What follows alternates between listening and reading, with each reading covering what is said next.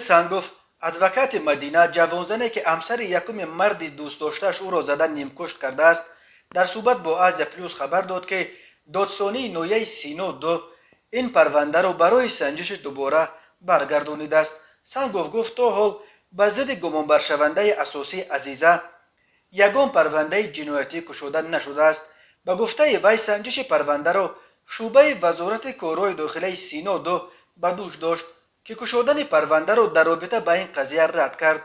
از بس که اعمال او بر اساس ماده رسانیدن آسیب وزنین به سلامتی جمع و بست میشد و این ماده به قانون عفو اخیر می درآید، اول کشودن پرونده را رد کردند، ولی پروکراتور نویه سینا با این قرار راضی نشد و آن را همچون قرار بی اساس بیکار کرد و مواد جمع شده را برای سنجش دوباره فرستاد. خبر داده است عاقل سانگوف. ادوکات افزوده است که حالت قضیه نشان میدهد که عزیزه در این کار تنها نبود. امیدواریم که این مسئله به طور پرره و ابجکتیوی بررسی شده در رابطه به آن قرار قانونی قبول خواهد شد.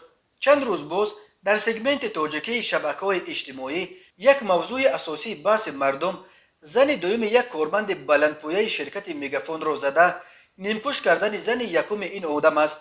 فعالان جامعه شهروندی از مقامات طلب دارند که به این قضیه دخالت کرده نفران گناهکار در این جنایت وحشیانه را به جوابگری بکشانند.